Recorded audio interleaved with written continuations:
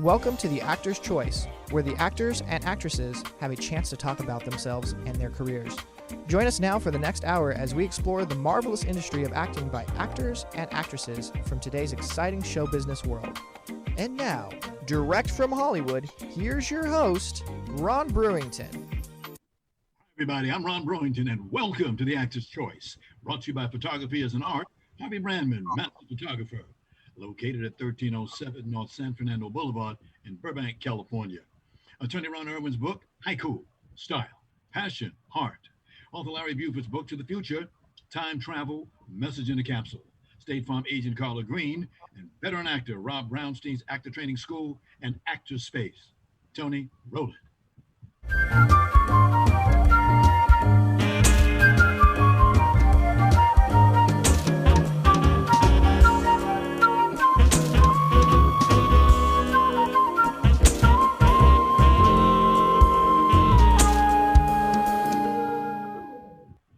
Ladies and gentlemen, my first guest today is one of Hollywood's most versatile director, writer, producer. A directing protege of Francis Ford Coppola, she's a founding original programming executive of Turner Network Television. She was recently under consideration for the 2020 Outstanding Short Comedy or Drama Emmy Award for the independent digital series, The Salon, which she wrote, produced, and directed. Ladies and gentlemen, please welcome a dear friend, Roxanne Messina Captor. Congratulations, lady, and good to see you today. Thank you so much. Thank you, Ron, and I'm so honored to be here. Thank you. My pleasure. Now, you started your career very early. You didn't waste no bones about it. You were a professional ballerina at the age of 12? Yes, I was a professional ballerina with the Chicago Lyric Opera Ballet at 12. One of the youngest people that they had taken in at that time. Wow. And then later you went to graduate school you graduated from the Juilliard School Theater Program. You have an extensive list of theater credits. Extensive. Yes. Yeah, I went to New York. I was with a ballet company there called the Harkness Ballet. And then eventually got into doing Broadway shows. And so I did a number of Broadway shows, including shows with Bob Fosse. Right. Can you give us a list of some of those plays that you've done? Because you've done a lot. Well, I did Pippin, Chicago, Chorus Line, and Pal Joey. Yes. And then I also started direct there off-Broadway. So Right. I did a number of plays and operas that I directed and choreographed in the East Coast area. Yes. When I came out here to California, I also continued in theater and worked up and down the coast directing Shakespeare or various musicals. And coming out to LA was, I was working for Francis Coppola when he had the studio in Los Angeles, and I was Gene Kelly's assistant choreographer. Yes. Busy. Wow. Busy. You have to keep busy. Indeed.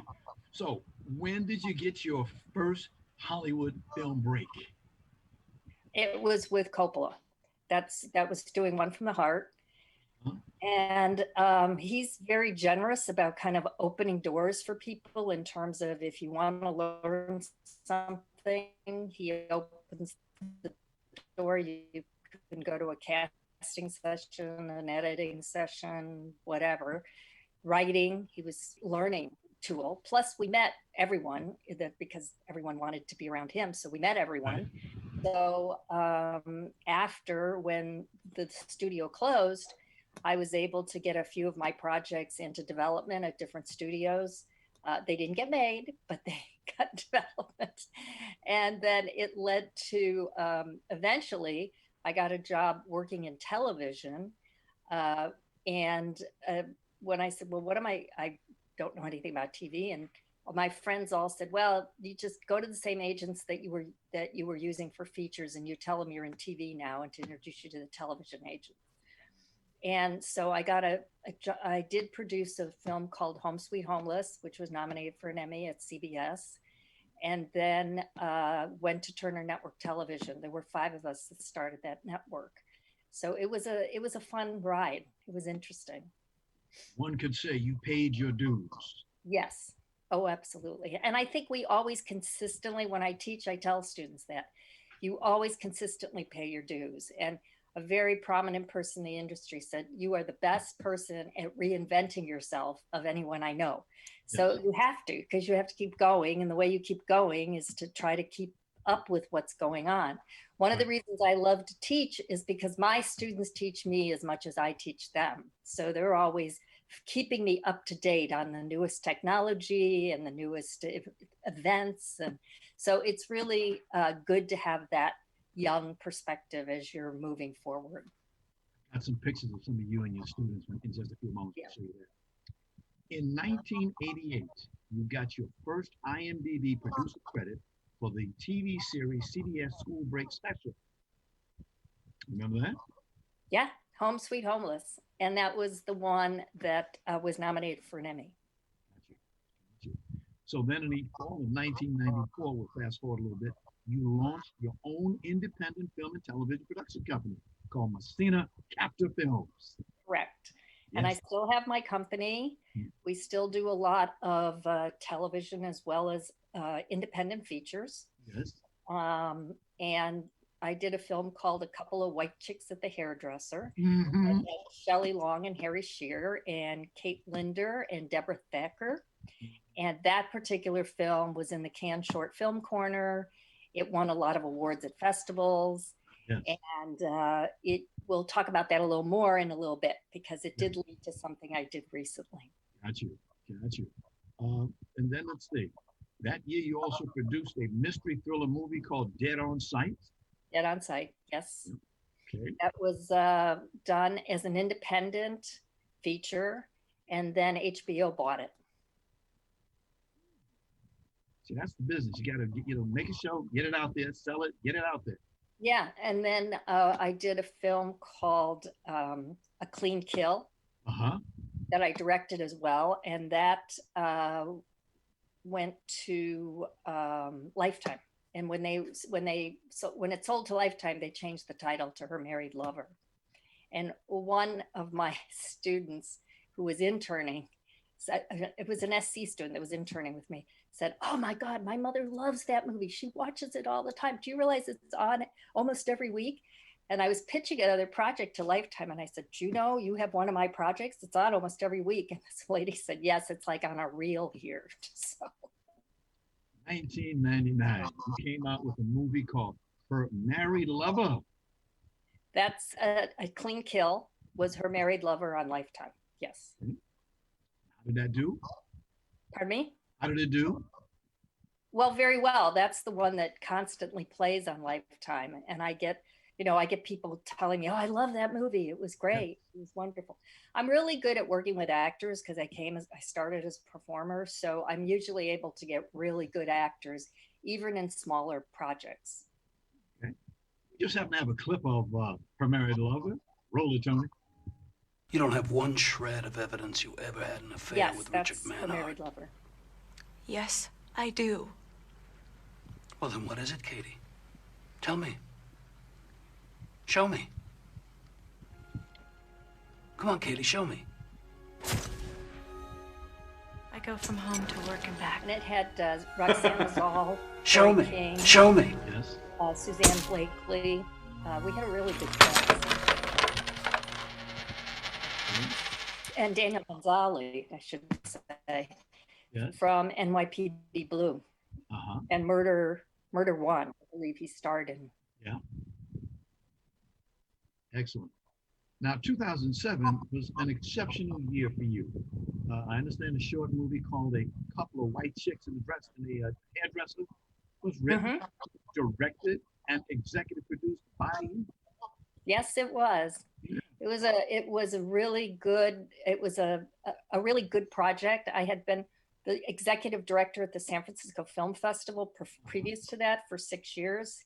And I took them up 40%. And this was like my entrance back into doing what I love doing. So, and I took advantage of I was lucky I found someone who liked the script and wanted to invest. Yes. So we did the whole film. We had a great cast, and that's the one that was in Cannes, and it's won some awards. And it also was something that I took advantage of some of the top people that I got to know that work with Francis, and I went up there to do all the post-production. So my editor was the one who does Francis's behind the scenes work on his DVDs. She cuts all that. So she cut the film, and his post-production company helped with the post. And so it was really wonderful. Nice title you had there. Nice. Yes. Yes. We just happen to have another clip. Roll it, Tony. You do this. How are we today? Where's Mark? He has a wedding today. What? That shit? Where's the wedding? Yes. Good afternoon, Miss Gizmo. Where's Mark? Hold those. Give me that.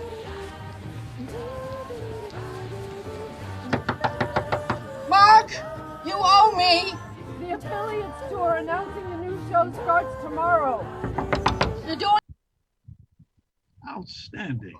By the way, just so you know, a good friend of mine, Eva Marie Frederick, she was in your movie. Oh, okay. Good friend of mine. We go back a long, long time. Indeed. And then we kind of fast forward a little bit to 2013, and you had another movie out. You were a festival consultant for a drama short film called Solidarity. Yeah, that was a film that was done at Santa Monica College through the film program of Salvador Carrasco. And oh, yes, I know him very well. Yeah, so they were looking to get it into festivals, and they asked me if I would help out. Yes. And try to help to get it into festivals. So, and I believe it got in the Clermont-Ferrand Film Festival, which is one of the top festivals for shorts. It's just that, you know, in the years that you've been in this business, you have developed style. How do you define the Captor style? Well, that's a good question. I think I am, what I teach when I'm teaching, I teach persistence, perseverance, and passion. And I think that's it. It's if you have those three plus discipline, then you're going to succeed in the business. You may not get exactly what you thought you were going to get, but you'll get something and you'll keep moving forward. And that's really the only thing you can do is to keep passionate, keep persistent, keep passionate, and move forward. Oh, by all means, indeed. You know, many things are happening in your life. As I was going through your resume, you were doing a lot of film projects. You did Pearl, you did Bag, you did some directing for Stephen Bochco. You was busy. Yeah. Yes. Yeah. Pearl is a passion project of mine. It's a piece of Earl Buck's life. That story is pretty much a typical Hollywood story where we had all the financing and all the cast, and then the financing fell through. And now it's been recast. There's been other major actors who have said they want to do it. And we're, with all the new streaming services, we're now looking at seeing if one of those will want to do it. But she's an amazing figure because people called her a feminist, but she was just ahead of life back then. She was an activist for the Chinese. She was an activist for the NAACP. She really was definitely ahead of her time. And one of the amazing things she did was she started a foundation called Welcome House. And that particular foundation, which exists today, has saved hundreds of Eurasian and Malaysian children. So I really think this woman is somebody that people need to know more about. I think people have read, Oprah recently put her book, The Good Earth, on the Oprah book list. So but her story has not been told. And this was a woman she made feminism look like feminism never existed. She was so far ahead of it. Roxanne, as you know, this year you started a series called The Salon, which was based on the past life of a couple of white chicks at the hairdresser. Yes. Roll it. Well, I wanted to take white chicks to series. And both Harry Shearer and Kate Linder kept saying, you keep talking about series. Digital series is popular. And just to interject here, I think that's one of the moving forward. You have to stay current with where things are going. There was no digital series 5 years ago, so now that's a popular medium. So they were like, let's do it. And I got Sam Rubin to be in it. And Sam Rubin, yes, Channel 5. And there were a lot of people who helped, and one of the things that people said was the story on the salon is that you called on every part of your life to get this thing made. And it was true. I had advanced students who had gone off and started working, who I brought back to work on it. Harry came back, Kate Linder came back. We had Sam Rubin. We had some really good actors who are young influencers. So we had that. It's a very diverse project. It's LGBTQ. It's multi-ethnic. It's multi-generational. And it's funny, although it does deal with some serious issues. We get into gun legislation, and we also get into immigration. So within the humor, which is something I really love, I love the idea of the juxtaposition of pathos and humor, because I think that's what life is. Life is juxtaposed all the time of humor and pathos. And it was relevant in White Chicks, and now it's relevant in the salon. So that's, and we just within the last couple months, Kelsey Grammer saw it, and he came on board as an exec producer with his partner, Tom Russo. And so we're out there looking for a home for the salon. And we do feel strongly that we want to take the salon now to the next step, which would be a half-hour pilot for a regular half-hour series. Excellent. Next time I see you, I'll give you a silver dollar for good luck. There are a lot of things happening in this. Oh, by the way, we didn't get a chance to go. Tony, can you roll that for us?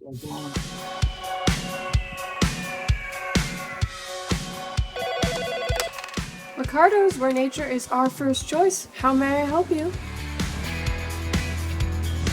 What am I seeing? Double? She is coming in today. Isn't this the anniversary of Mark's passing? And also, I do not like these sustainable products, and I'm not so sure that Mark would have approved. Mark? Now that you can see me, you have to help me restore my salon to its former glory. Okay, that's a good shot. I want to say the young girl you saw is Mason Grammer. Okay. And the hairdresser you saw there is Luis Lopez, who's a brilliant actor, has been in a number of major feature films. Okay. We've got a couple of photographs that we'd like to show. Okay. Okay, Tony, would you run the first one, please? Now, there you are at the Academy of Motion Picture Arts and Science. Excellent, excellent.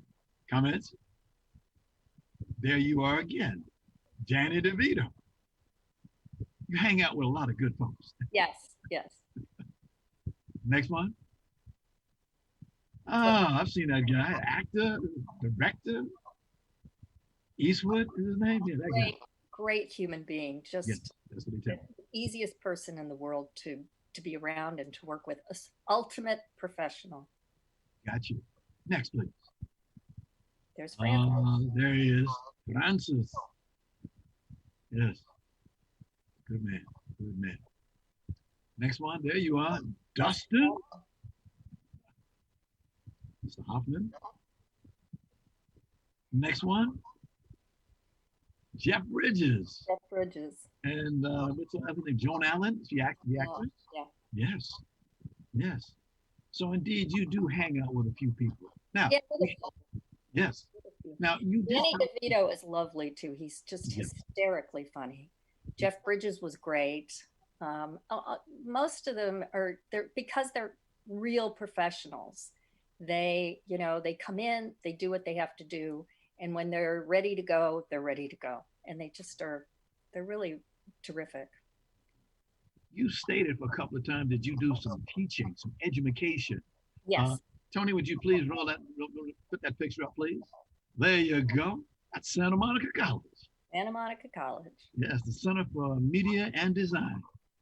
Now there's the view inside the hallway there, as you can, modern technology that we've got in this brand new building out there at Santa Monica. You tell them, please, you tell Well, as you know, this is a new building for us. I think, unfortunately, we're not in it right now. Yeah.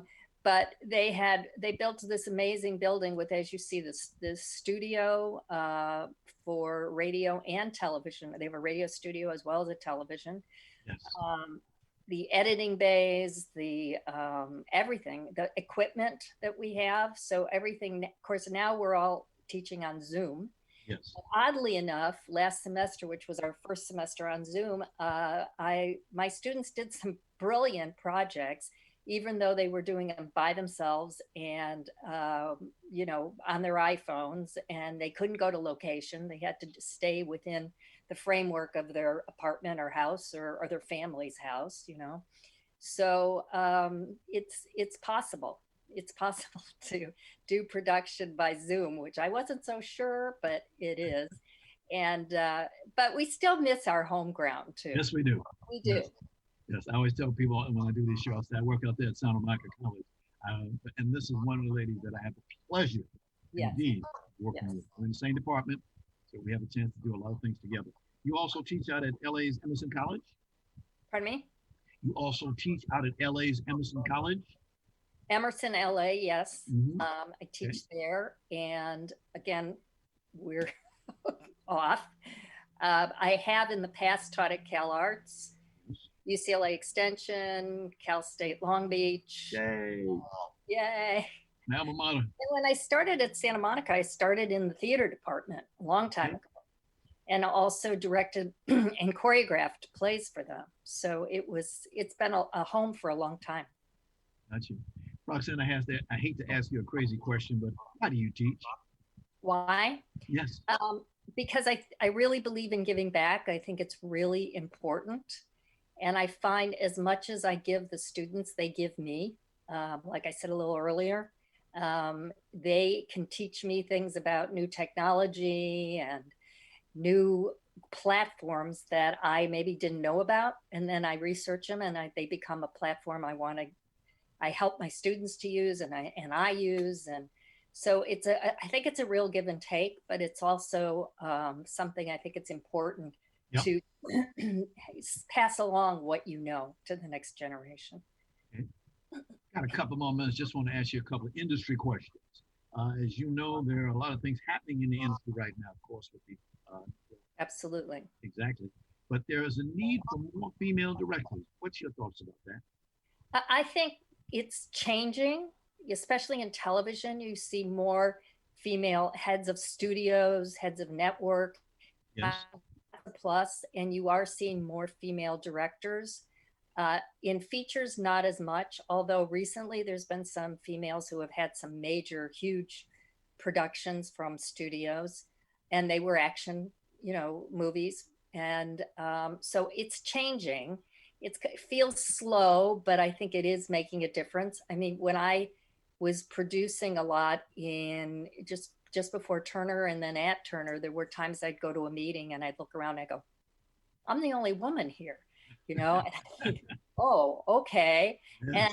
But I never really thought about a glass ceiling. It's just not something that I don't look for stops. I look for goes, So I didn't look for that. And I have to say, I've had a lot of men in my life who have been mentors to me and have done an amazing job of helping me get from one place to another. So I have to thank them because that's the way it is. But I think things are changing. I belong to a group now. It's a women's group, all definitely professionals in the industry. It's called Greenlight Women. And I have found that to be a fabulous group to help in things I'm trying to move forward or to help other women. And so it's a good group that has really been doing what its mandate was, which was to help women. Roxanne, I hate to do this to you, but we are out of time. I'd like to thank you very much for being here today. We really, really appreciate it. Keep on doing what you're doing. I'll see you around the block, as they say. Absolutely. We'll see you soon. Around the Zoom. The Zoom cooler. Take care, lady. Take care. Bye. This is The Actor's Choice. I'm your host, Ron Brewington. The studio of Harvey Brandman Photography as an Art, proud to offer you a $100 discount off any photo package valued at $300 or more. Now, Harvey's been in the business for nearly a quarter of a century, and he certainly knows how to take care of his customers. So please give him a call today at 818-954-9294. It's 818-954-9294. You'll be glad you did. By the way, please tell Harvey that you heard about his offer right here on the Actor's Choice. Haiku, style, passion, heart. It's the release from author and attorney Ron Irwin. Now, the book was inspired by the author's first exposure to haiku well over a half century ago. This experience produced within him a deep passion to experience Asia, which he later did as a U.S. Marine. The book is available in paperback at lulu.com. Irwin says he'll give 20% of net book sales split evenly between the veterans of foreign wars and Vietnam veterans of America. Book to the Future, Time Travel, Message in a Capsule. It's a new book by author Larry Buford. It's a historical and faith-based account of how what we do and follow today will affect us tomorrow. The author also uses it as an adventure for those who want to travel back through time. The book is now available in paperback at Amazon, so get yourself a copy today. And now, a word from State Farm agent Carla Green.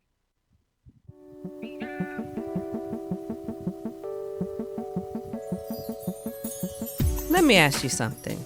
What do you see when you look at your home and your car? Do you see a bundle? A combo deal? That's how other insurance companies see them. But a State Farm agent sees so much more. Because the State Farm agent sees your home and your car as more than just four walls and four wheels. They see the things you've worked really hard for. So why not give them the protection they deserve? Let me help you with that. Give me a call. State Farm agent Carla Green, 213-239-9675. I look forward to speaking with you. Thanks, Carla. And like a good neighbor, State Farm is there. For more information, call 213-239-9675. That's 213-239-9675. Attention all actors.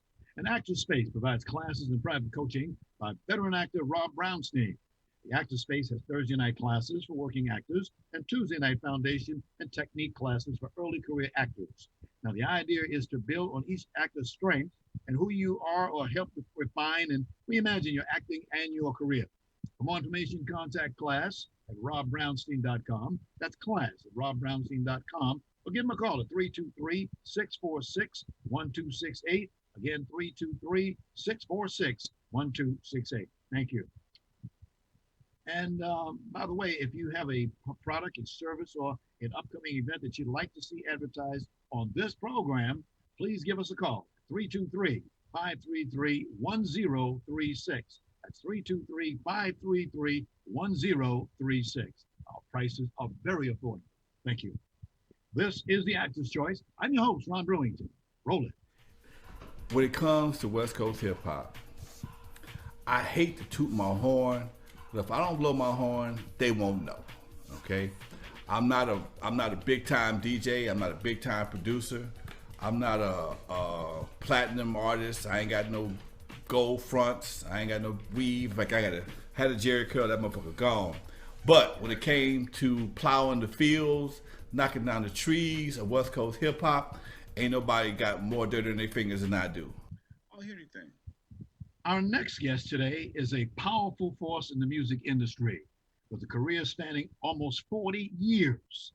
Now known to the hip hop community as Grand Master Alonzo and leader of the legendary R&B rap group World Class Wrecking Crew, he's also credited with launching the careers of Dr. Dre, Ice Cube, DJ Yellow, and Eazy-E, formerly known as NWA. Ladies and gentlemen, please welcome Alonzo Williams. Alonzo, thank you for being here, my friend. Glad to be here, Ron. How you doing today? I'm doing good. I like that background you got back there. Thank Very you, becoming of you. Very becoming. Gotta ask this. It's a dumb question. Gotta ask, because I hear this all the time. Would you please explain to our audience what is the difference between rap and hip hop? Hip hop is more of a lifestyle. Rap is a style of music. Gangster rap is a style of music. The clothing people wear, the way they wear their hair, the way they live their lives is a hip hop style, is a hip hop lifestyle. So it's different. Excuse me. it's a different mindset. You know, there's different types of rap, but hip hop is its own entity within itself. Okay, there's gangster rap, there's country rap, there's R&B rap, there's gospel rap. Mhm. That's a form of music, but hip hop is a lifestyle. Thank you, sir. Thank you, because a lot of people ask me that question, and I look it up, and I get one definition, and ask somebody else get something else. Thank you. You squared me away. Thank you. Sir, you are known around the world as Alonzo, the godfather of West Coast hip hop. Tell us how you got that title and how you keep it. Well, you know, Ron, I never started out to be the godfather of anything. It's just that I was always taught by older gentlemen that give people what they need and they will always need you. So when at a young age, at 22 years old, I was blessed to get my own nightclub. Hip hop was just making its way towards, was just making its debut on the world with Curtis Blow and Sugar Hill Gang. Uh-huh. And I had a nightclub, and I started bringing acts in like Curtis Blow and Run DMC at an early age. Then I realized that we didn't have any West Coast rap acts.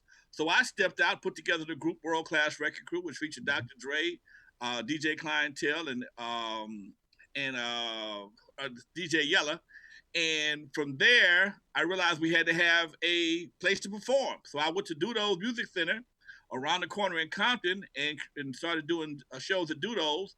Connected with Greg Mack from K-Day, brought K-Day into the mix, started making my own records, for my own record label. And by doing that, I gave a lot of people a lot of inspiration. Guys like Eazy-E was watching me, LA Dream Team, because I did so much. I'm not known as a rapper. I'm an entrepreneur that can change on a dime. At one point in time, I was the partner of a record distribution company. Never been done before, where the artists manufactured and distribute their own records. It was called West Coast Record Distributors. And I think my biggest blessing overall, one of my biggest blessings, is that I've always been influenced or mentored by older gentlemen. Gotcha. When I wanted to start the distribution company, I went to another guy who had his own manufacturing and distribution company for hair care products, which was Good Fred Oil, okay, from the 70s. And Good Fred allowed us to rent his facilities over on Western, and we were able to set up shop in Good Fred's office and warehouse to sell our own records all over the country. And it gave me and my partners a big platform worldwide. Again, we set the standards for the upcoming generation. So it's not one thing I've done. It's like, because I've done so much and opened doors for so many people and invited them to come on through. Hey man, when you needed a studio, I built the studio. When you needed a place to perform, I built a club. When when the records need distribution, we had another company called Macola that was distributing our records. We went out of business.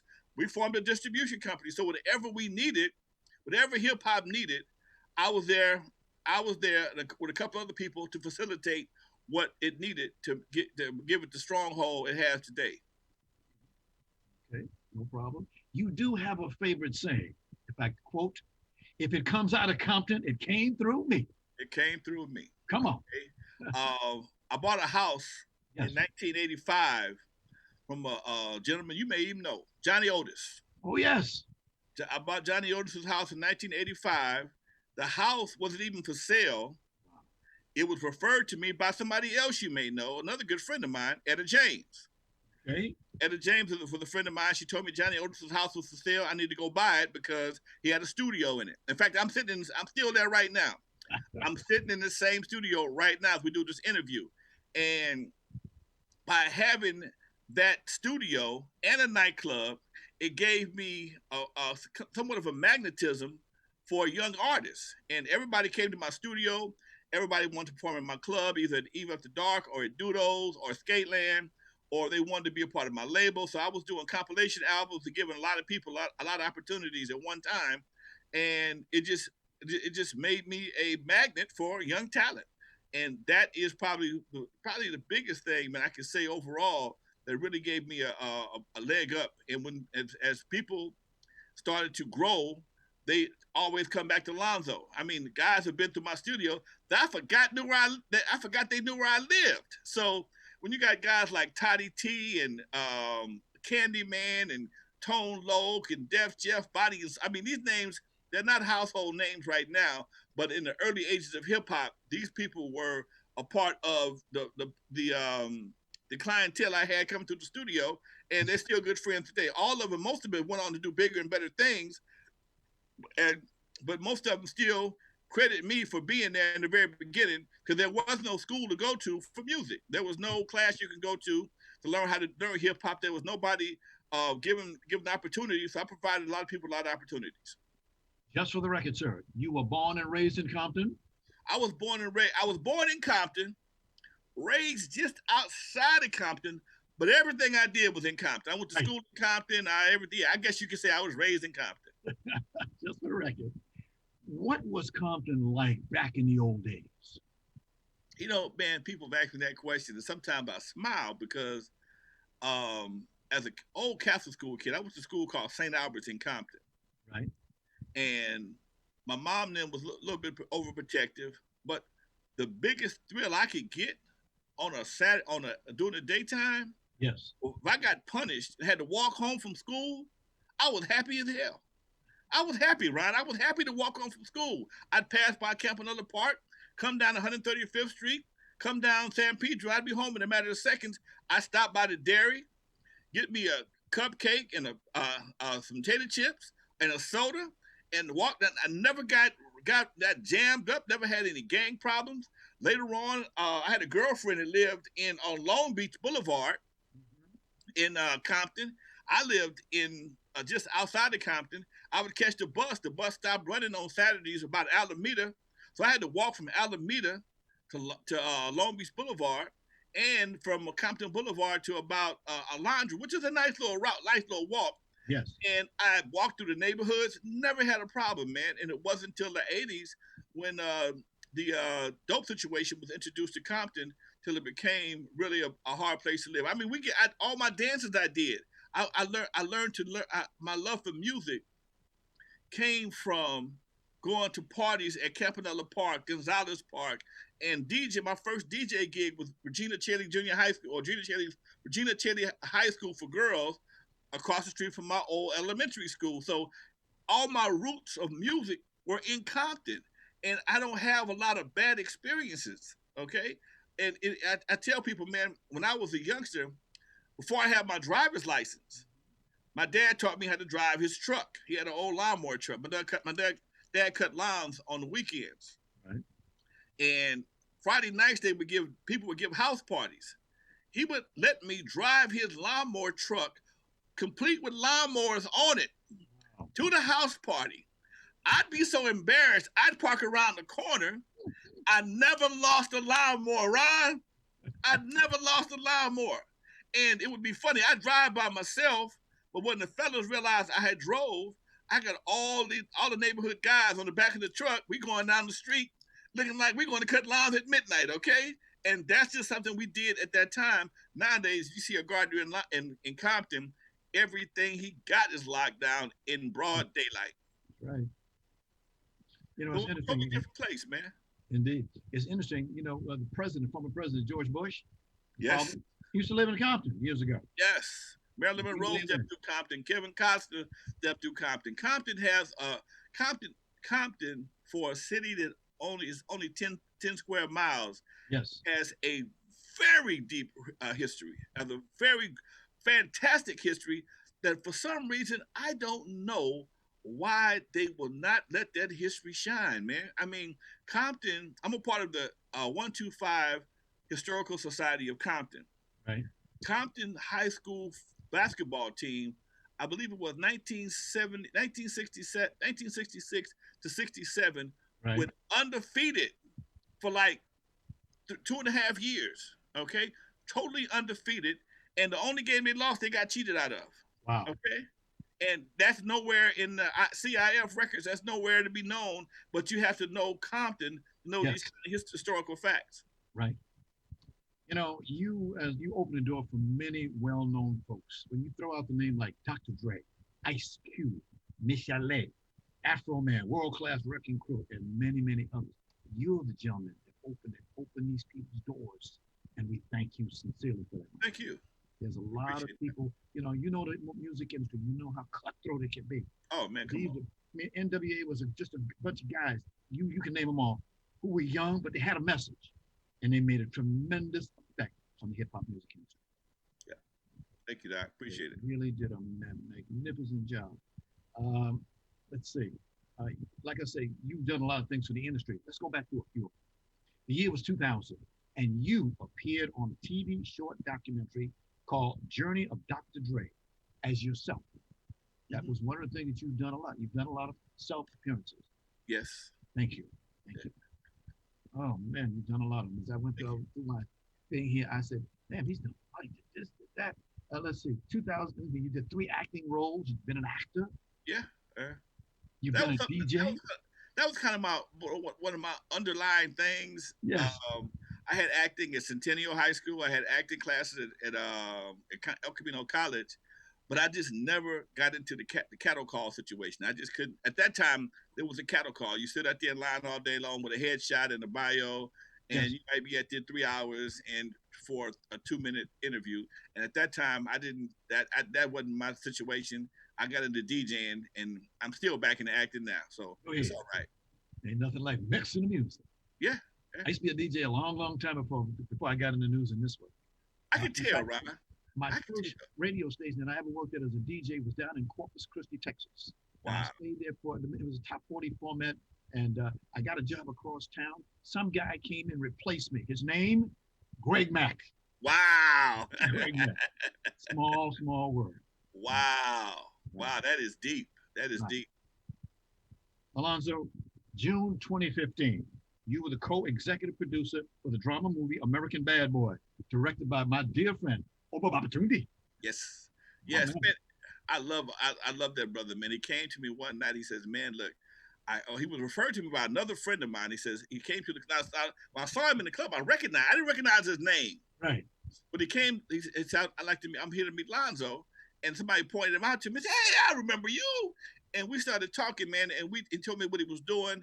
And I turned him on one of my young guys who I just met, a young dancer who was trying to be an actor. And they got together, put it together. Cat Williams was a part of the movie. Yes. I had a role in the movie. I got a chance to meet one of my favorite girls, Karen White. And it just was a fun experience, man. I'm an executive producer on the project as well.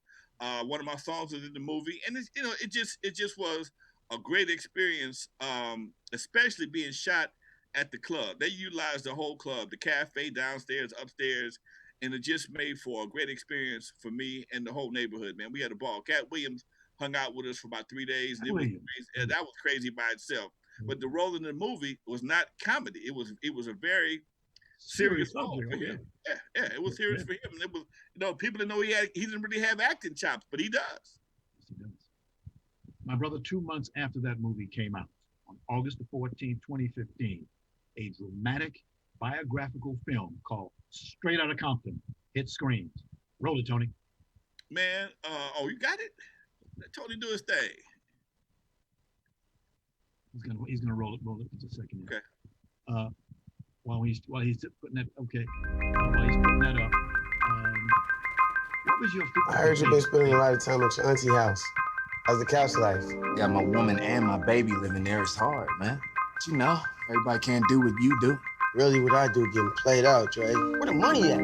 Why you gotta be so ruthless, cuz? I'll make a few changes. Where you think you going? I'm just trying to get home. That's my son. You need to get back in the house or I will ruin your night. I gotta talk to my mom. Wow. That's that 30-second rule. We can only use 30 seconds of a movie. Okay. 30 seconds.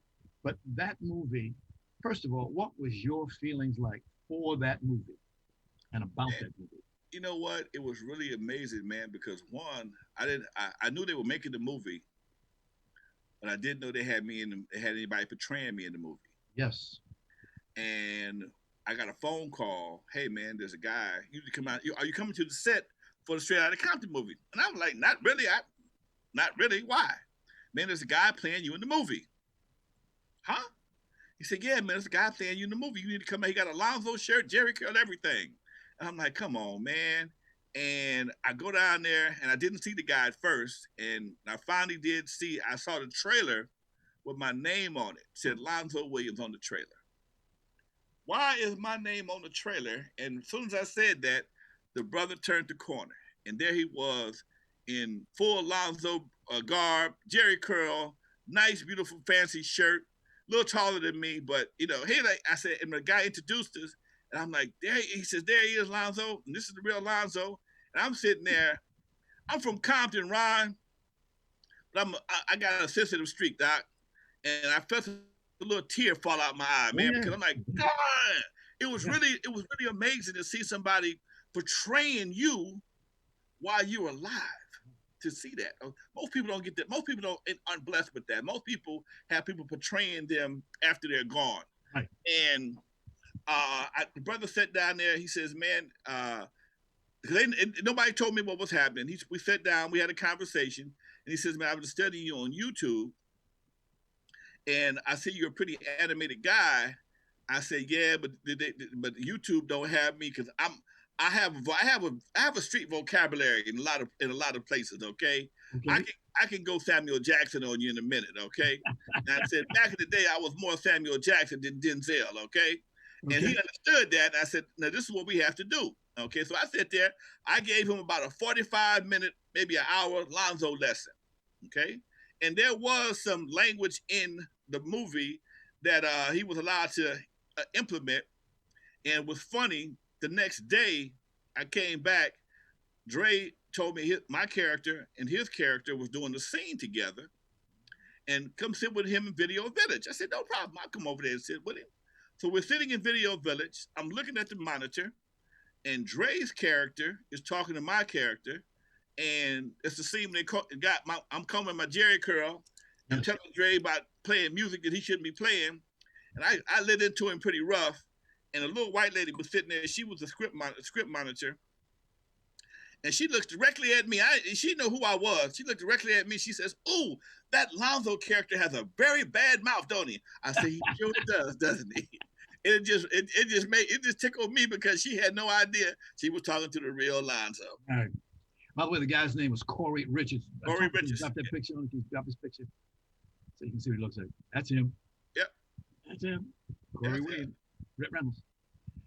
Quick, we're running out of time right now, but I just want to ask you a few more things. Tony, would you please drop down photos number 41, and we'll take it on through there. These are a couple of photos that I found in my search. Of course, there's one, the Sugar Hill Gang, with the hip hop, the heavy. I mean, that started it all off for us. Okay. Okay, number 42 is the Wrecking Crew. There's the Wrecking Crew. Yes. Yes. Then let's see, there's the Ice Cube is next. There it's Cube. Okay. Next one is you and a gentleman by the name of Dr. Dre. Yes, sir. The doctor. And then the last picture we have there is a picture of you and your, again, NWA, not without Alonzo. That's a nice way of putting it. Thank you, sir. Thank you. Real nice. I mean, that's beautiful.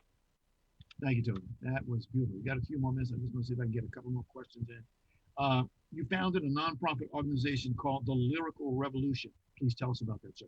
Lyrical Revolution is a nonprofit I founded about 10 years ago. Okay. And our goal is to work with up-and-coming artists to help them develop meaningful lyrics. We do basketball tournaments. We also raise funds through our golf tournament. We have basketball tournaments, and we also have a Lyrical Revolution award show that we do every year.